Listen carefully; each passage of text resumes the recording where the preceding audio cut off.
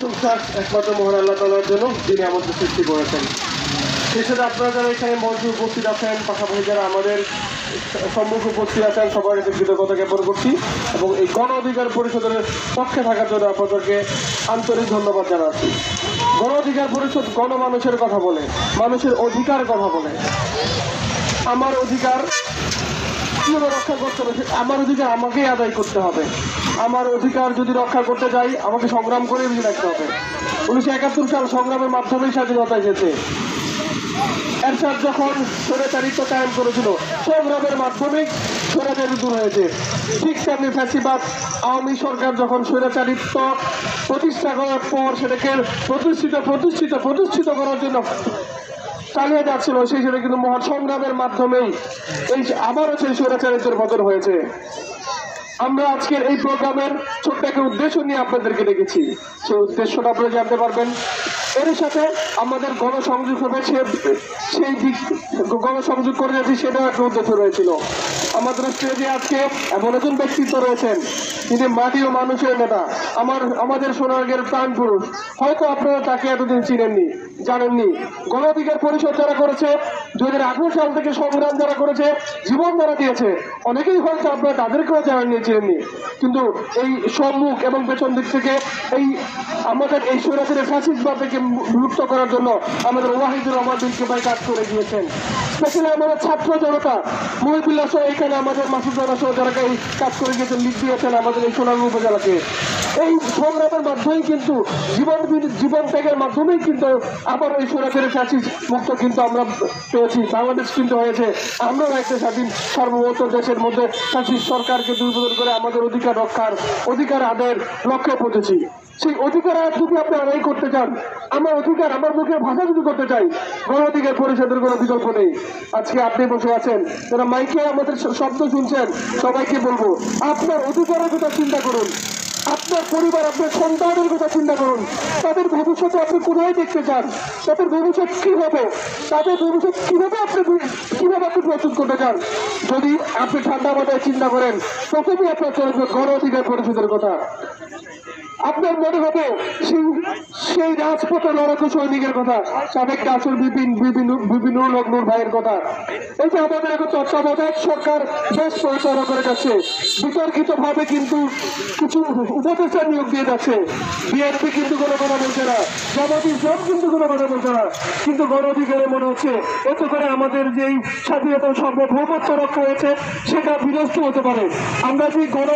আমরা যে অধিকার রক্ষার জন্য আমাদের ছাত্র জনতা চেষ্টা করে চাম দিয়ে এই ফ্যাসিস্টকে দূর করেছে, সেই স্বার্থ বিলোপ হতে পারে। এই যে উদ্দেশ্য আমাদের জনতার স্বার্থ রক্ষার জন্য কিন্তু একমাত্র বিপি নূর, আমাদের রাশেদ ভাই কথা বলে যাচ্ছে, আমাদের ওয়াহিদুর রহমান মির্কি ভাই কথা বলে যাচ্ছে। এগুলো আপনাদের জানতে হবে, শুনতে হবে, বুঝতে হবে।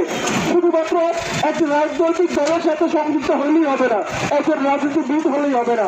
আপনাকে প্রথমে মানুষ হইতে হবে, মনুষ্যত্বহীনতা থেকে বেরিয়ে আসতে হবে। তখন আপনি যখন চিন্তা করবেন আমার অধিকার রক্ষার জন্য আমি কোথায় যেতে হবে, আমার সন্তানের অধিকার রক্ষার জন্য আমার কি করতে হবে, তখনই আপনি একটা রাজনৈতিক দল চুজ করবেন, পছন্দ করবেন, সেই রাজনৈতিক দলের সাথে আপনি যুক্ত হবেন। সেই দিন আর এখন নাই, আমার ভোট আমি দেবো, চাই তাকে দিব, সেই দিন এখন নাই। এটা ছিল 2016 সাল পর্যন্ত। এখন কিন্তু আবার সেটা পুরো প্রতিষ্ঠা হয়েছে, আমার ভোট আমি দেব, যাকে খুশি তাকে দেবো, বেছে শুনে জেনে তারপর দেব। সেই ভোট অধিকার কিন্তু আমরা পেয়েছি। এখন হবে 500-1000 টাকার বিনিময়ে যাতে আমাদের এই ভোটটাকে 5 বছরের জন্য একটা কালপিতদের হাতে না চলে যায়। আপনার স্বাধীনতার খর্ব যদি হয়, হয়তো আপনি 1500 টাকার বিনিময়ে একটা ভোট দিয়ে দিলেন, কিন্তু আপনার সন্তানের ভবিষ্যৎ, আমার ভবিষ্যৎ, পাশাপাশি দেশের ভবিষ্যৎ কোথায় গিয়ে দাঁড়াবে, সেটা আপনাকে চিন্তা করতে হবে। আসুন গণ অধিকারের ছায়া চলে আসুন। গণ অধিকার পরিষদ জনগণের কথা বলে, গণতন্ত্রের কথা বলে, জনগণের অধিকার রক্ষার কথা বলে। তো আসুন আপনারা এই এই গণ অধিকার সাথে যুক্ত হন, আপনাদেরকে আহ্বান জানাচ্ছি। সেই সাথে আমরা এমন একজন ব্যক্তিকে পেতে যাচ্ছি, যদি আল্লাহ তাআলা সহায় হয়, আপনারা এমন একজন মানুষকে পাবেন সোনারগাঁ 3 আসনের কান্ডারি হিসেবে, যিনি কিনা সেই 2018 সাল থেকে কিন্তু সংগ্রামহীন হয়েছিল। এর আগে থেকেই উনি দেশের স্বার্থ রক্ষার জন্য, দেশের সার্বভৌমত্ব রক্ষার, সার্বভৌমত্ব উদ্দেশ্যগুলি বাস্তবায়নের জন্য কাজ করে যাচ্ছেন। ওয়াহিদুর রহমান ভাইয়ের জন্য আমরা আরো একটা করতালি দিতে চাই। উনি আজকে আমাদের এই প্রোগ্রামের সহসভাপতি উপস্থিত হয়েছেন। ওয়াহিদুর রহমান ভাই গণ অধিকার পরিষদের কেন্দ্রীয় সহসভাপতি। উনি কাজ করে যাচ্ছেন মাটির মানুষের জন্য, সোনারগাঁয়ের জন্য, সোনারগাঁয়ের মানুষের অধিকার রক্ষার জন্য। আসুন আমরা ওনাকে সাপোর্ট করি, গণ অধিকার পরিষদে যুক্ত হই, ওয়াহিদুর রহমান ভাইয়ের সাথে যুক্ত হই এবং ট্রাকমাতে যুক্ত হই। আমাদের যে ছাত্র জনতা রয়েছে, ছাত্র জনতা কিন্তু উদ্যোগ নিয়ে আজকের এই প্রোগ্রামটি আয়োজন করেছে। এই তাদের যেই শিক্ষা, তাদের যে নীতি, আমার ছাত্র সমাজের নীতি, সেই নীতি রক্ষা করার জন্য আমার আপনার তাদের সাপোর্ট দিতে হবে। সেটা হতে পারে মানসিক, হতে পারে শারীরিক, হতে পারে অর্থনৈতিক, যে কোনো ভাবে তাদেরকে সহযোগিতা করতে হবে। তবে অর্থনৈতিক থেকে সবচেয়ে বড় প্রয়োজন হচ্ছে আপনি আমাদের ছাত্র অধিকারের, যুব অধিকার, গণ অধিকারের সঙ্গে থাকুন। সেই সাথে একটা জিনিস সর্বশেষ বলে দিতে চাই, আমাদের মাসুদ রানা শুধুমাত্র আজকে এই ওয়ার্ড কেন্দ্রিক একটা আয়োজন, সেটাতে আমরা অন্য কোনো ইউনিট ওয়ার্ড থেকে আমাদের নেতা কর্মীদেরকে আসতে বলি নাই। মাসুদ রানাকে আমরা চাচ্ছি, যদি আপনারা চান, যদি আপনারা ভালোবাসেন, মাসুদ রানা আপনাদের ওয়ার্ড মেম্বার নির্বাচন করবে। সেজন্য আপনাদের কাছে দোয়া চাচ্ছি এবং সাপোর্ট চাচ্ছি আপনাদের কাছে। ধন্যবাদ সবাই, ভালো থাকবেন। আসসালামু আলাইকুম।